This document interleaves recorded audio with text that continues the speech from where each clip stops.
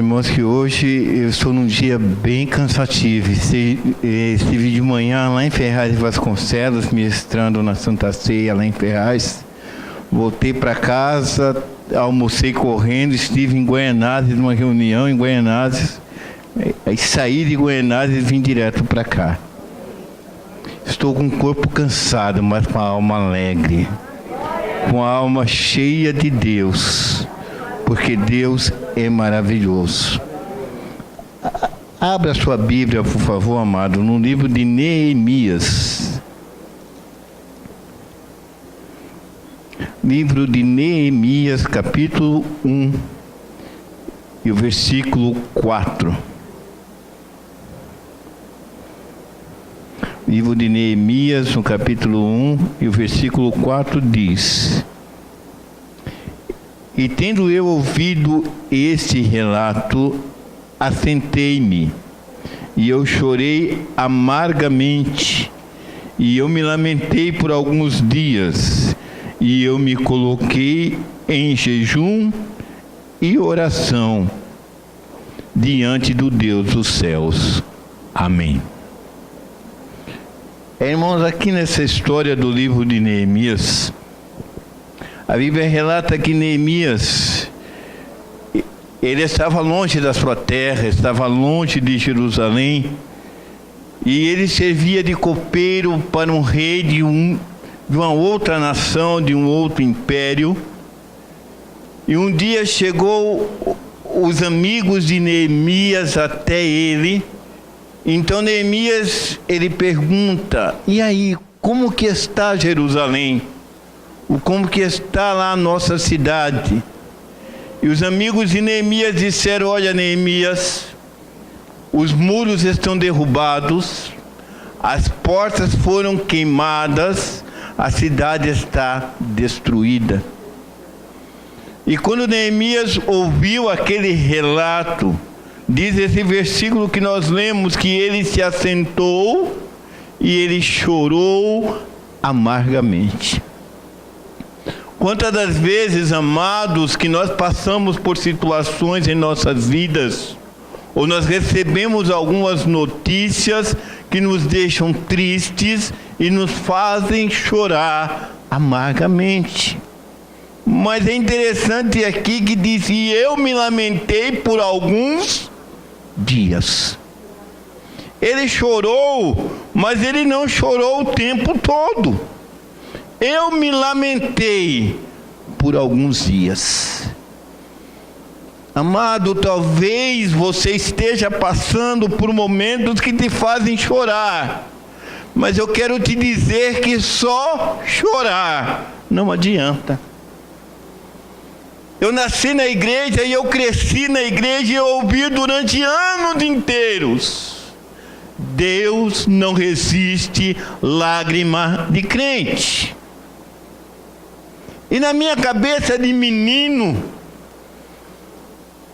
eu imaginava da seguinte maneira: é muito fácil, quando eu estiver com um problema, eu vou chorar e chorar e chorar até Deus ter pena de mim. Ele vai ter dó de mim, e Ele vai ouvir o meu choro, e Ele vai solucionar a minha dor. Mas não é isso que a Bíblia ensina. Quando nós lemos a Bíblia, nós vemos que homens vitoriosos, mulheres vitoriosas, não eram aqueles que viviam chorando, mas eram aqueles que, diante das dificuldades, se levantavam e clamavam e confiavam no Deus dos céus e da terra. Só o choro não vai resolver o teu problema. Eu quero te convidar essa noite a enxugar as tuas lágrimas, a se levantar do teu pranto, a se colocar de pé diante de Deus e do teu problema e confiar que Deus vai fazer alguma coisa.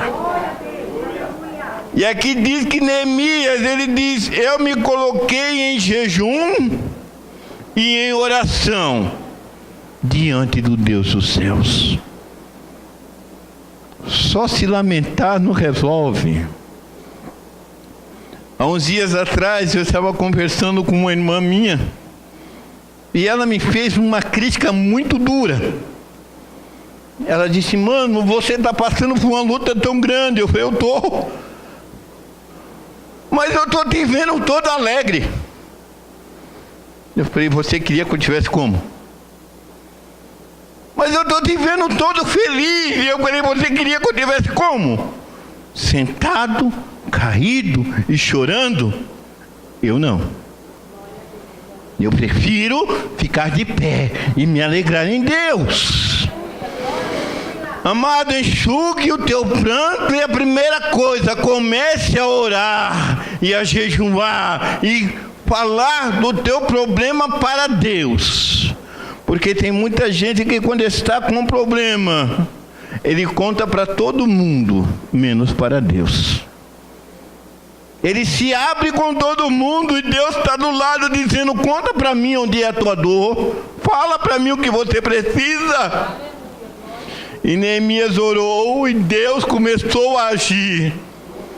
Ele foi servir o rei Artaxerxes e o rei olhou para ele e falou: Neemias, o teu semblante está triste. O que é que está acontecendo? E ele falou: como eu posso estar alegre se a minha cidade está destruída? E o rei falou: o que você quer? Eu quero ir para lá reconstruir. Quanto tempo você vai precisar? Qual material que você vai precisar? Em quanto tempo você está de volta? Neemias pediu a Deus uma solução, mas ele precisava ter um plano de ação, senão não ia resolver o problema dele. E quem fica chorando não tem tempo de pensar o que precisa fazer para resolver a sua vida. Quem fica de cabeça baixa só vai achar pregos enferrujados no meio da rua, só vai achar moedas sem valor. Mas quem ergue a cabeça enxerga o céu maravilhoso, o sol, a lua e as estrelas que Deus criou. Se Deus hoje chegasse em você e te perguntasse: o que tu queres que eu te faça? Será que você teria um plano definido na sua mente? O que é que Deus precisa fazer para mudar a tua vida? Será que você saberia o que é que precisa dentro da tua casa, dentro do teu trabalho, dentro do teu estudo? Ou será que você só diria dizer: Deus, eu quero parar de chorar, eu quero parar de me lamentar? E Neemias tinha tudo em mente, pediu tudo o que precisava e o rei deu a ele. Mas, amados, quando nós nos levantamos para agir, toda a ação, diz uma lei da física, que toda a ação ela tem uma reação. Quando alguém ficou sabendo que Neemias vinha reconstruir os muros de Jerusalém, alguém disse assim: olha, eles vão levantar os muros, mas se passar uma raposa, só a raposa derruba o muro. Tem gente que só quer ver você chorando. E infelizmente não é só lá fora não, tem muitos que se dizem irmãos, mas só querem te ver chorando. E quando você começa a agir, a primeira coisa é criticar. Isso não vai dar em nada.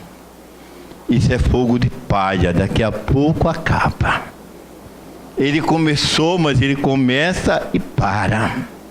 Ele começou um trabalho na igreja, mas daqui a um mês, acabou. Aquele fogo todo não vai durar nada. Mas aquele que tem um propósito definido no teu coração, nada o remove do seu objetivo. Aquele que coloca diante de Deus a sua necessidade, nada arranca dele o seu desejo. Será que o que você precisa é forte o suficiente para não se abater com as críticas?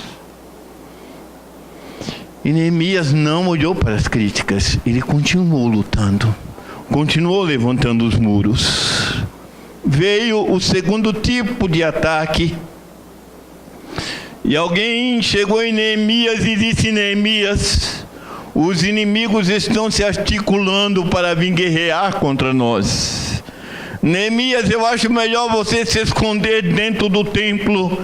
E Neemias disse: um homem como eu fugiria. Quem coloca a sua vida diante de Deus, ele não teme ameaça nenhuma. Não tema o que tem se levantado contra a tua vida. Não se assuste, porque maior é o que está com você do que aquele que está lá fora. A Bíblia diz a Isaías: não pasme, não te espante, porque eu, o Senhor teu Deus, te tomo pela tua mão direita e te digo: não temas. O porquê está assustado com aquilo que está se levantando contra você, meu querido? O porquê está se assustado contra os inimigos? O Senhor do Senhor, o Rei dos Reis, está conosco.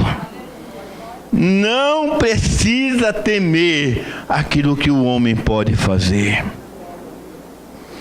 Um certo irmão estava pregando lá na cidade de Mogi das Cruzes. E crente, quando confia em Deus, às vezes é meio maluco.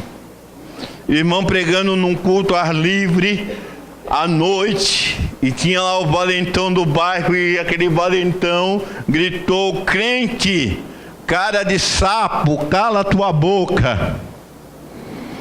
E o Espírito de Deus moveu aquele pregador, e ele subiu no banco e disse: se você é homem, vem me chamar de cara de sapo aqui. E o obreiro do lado dele falou: você endoidou? O irmão falou: vai orando.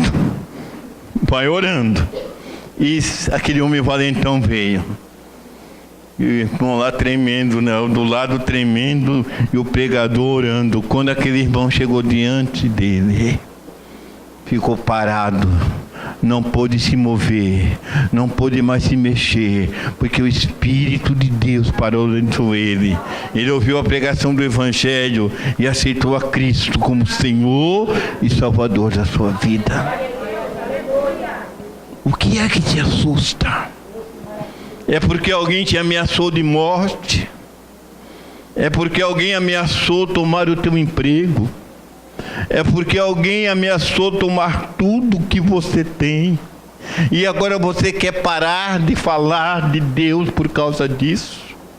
O que é que está impedindo você de fazer o propósito que está no teu coração? Arranque o temor hoje fora e deixe o Espírito de Deus te encorajar novamente. Porque a Bíblia diz: se o justo recuar, a minha alma não tem prazer nele. E Neemias chamou os seus amigos e falou: olha, nós vamos continuar construindo. Em uma mão nós vamos estar com a colher de pedreiro, na outra mão a gente vai estar com a espada, mas nós não vamos parar. Agora surge o último ataque, o ataque mais sutil. Quando perceberam que os muros estavam quase construídos, alguém chega diante de Neemias e fala: Neemias, vamos nos reunir, vamos nos alegrar. Se fosse nos dias de hoje, vamos fazer um churras. Ou se fosse para os jovens, vamos numa baladinha ali da hora. E Neemias dá uma resposta linda: eu não posso descer, porque se eu descer, a obra para. Amado, cada um de nós foi colocado em uma posição, e o diabo usa de todas as estratégias para nos tirar dessa posição.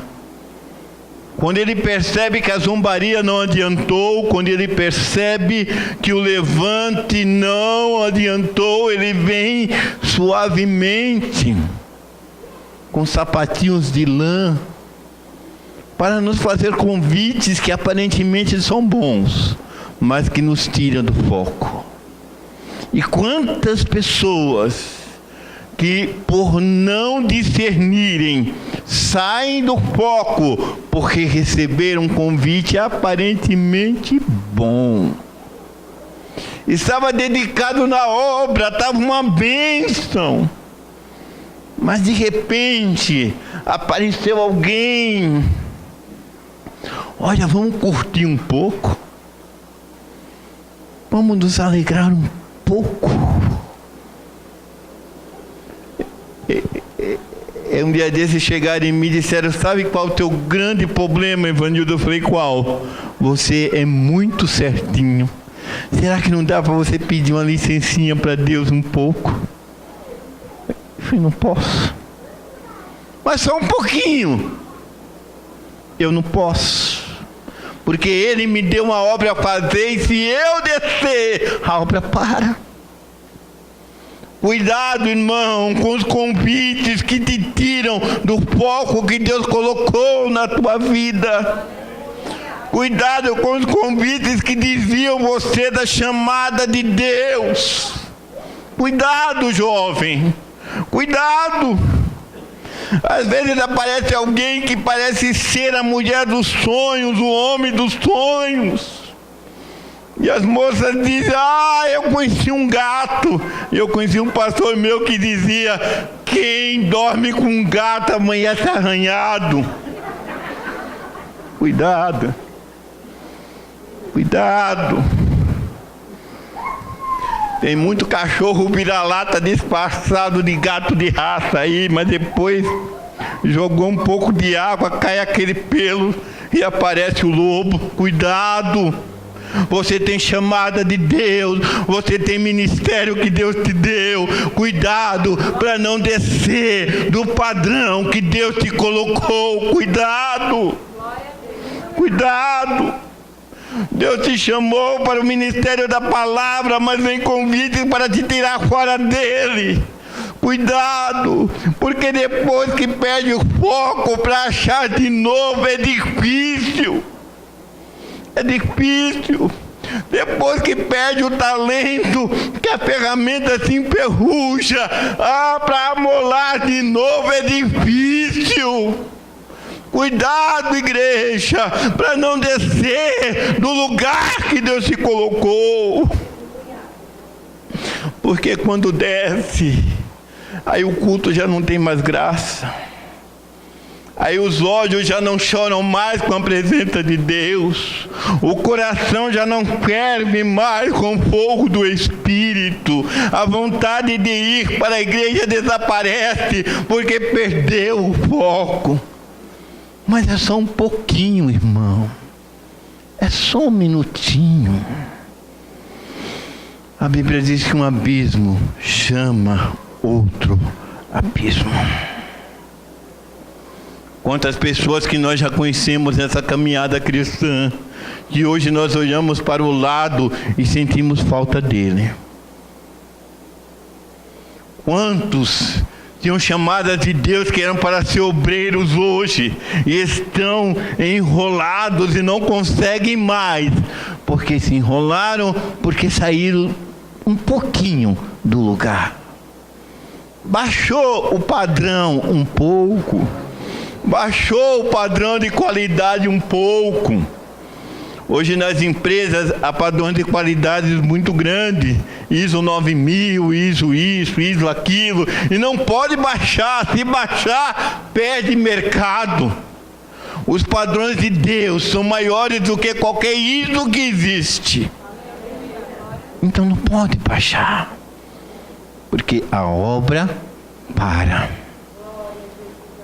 Há pessoas precisando ser alcançadas e Deus te colocou na posição exata para o alcançar.